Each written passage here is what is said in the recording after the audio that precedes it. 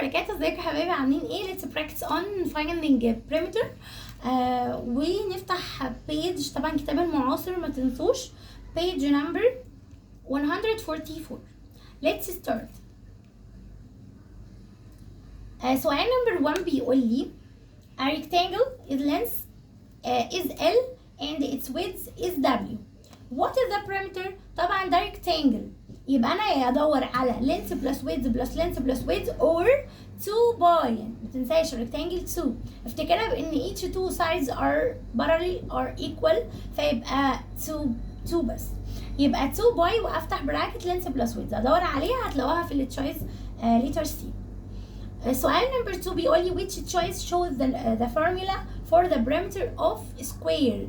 بيتكلم هنا على square، طبعا يا اما ادور على side plus side plus side plus side or 4 by side على طول اللي هي letter B.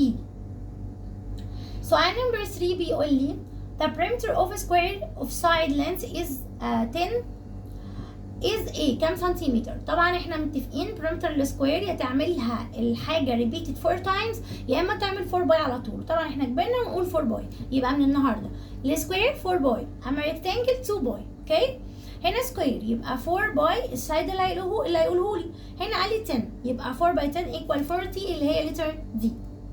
سؤال number 4 بيقول لي a square whose side length is 5 cm then its perimeter is A.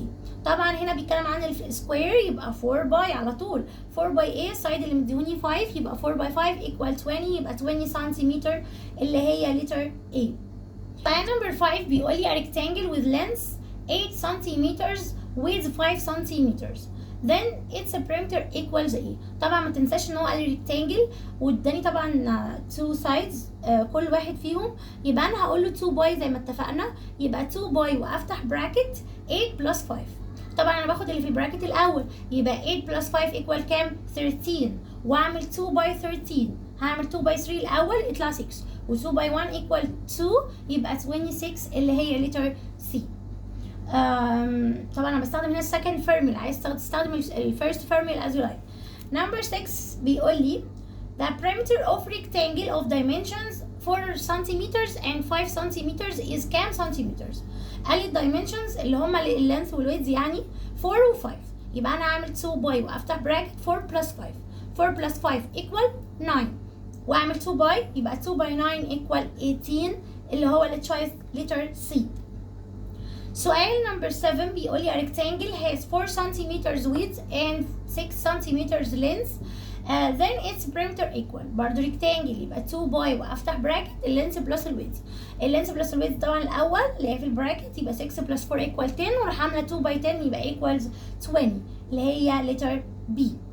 سؤال number 8 بيقول لي the perimeter of the opposite rectangle equals. طبعا هنا عايز البريمتر للريكتانجل، هعمل 2 باي وافتح براكت اللينث بلس الويدث يبقى 2 باي 5 بلس 2، هعمل 5 بلس 2 الاول equal 7 يبقى 2 باي 7 equal 14. وبصوا بقى هنا اللعب، يعني دي حاجه قلتها لكم في السيشن نفسها، قلت لكم ان هو هنا 14، طب هنا في 2 تشويسز فيهم 14 الليتر سي وليتر دي، بس لو خدتوا بالكم عشان هو اللينث والويدث مدوني بالمتر يبقى انا لازم الانسر بتاعتي تبقى بالمتر، يبقى انا هختار ليتر سي او ليتر دي فيها 14 سنتيمتر فمش هينفع، هنا 14 متر اللي هي ليتر سي. This is the right answer. سؤال number 9 بيقول لي which of the following rectangles has perimeter of 32. بصوا بقى هو بيقول لي دوري على البريمتر اللي هيكون بعد ما تعملي بقى 2 باي وافتح براكت والكلام ده هيطلع 32، فانا همسك تشويس ولا الاقيه صح همسكه على طول. تعالوا ناخد لتر ايه، بيقول لي هنا 12 و 3، هعمل 2 باي وافتح براكت 12 بلس 3، طب هو 12 بلس 3 ايكوال كام؟ 15، يبقى 2 باي 15 ايكوال 30، لا ما طلعتش 32 يبقى this is wrong.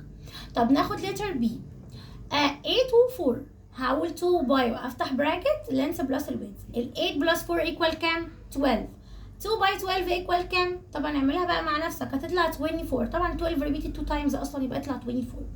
اوكي طبعا ما طلعتش 32 يبقى this is wrong برضو. تعالوا ناخد letter C، بيقول لي 12 و 4، 12 بلس 4 انا هاخد الاول 2 باي وافتح براكت 12 بلس 4. طبعا هاخد الاول 12 بلس 4 ايكوال كام؟ 16.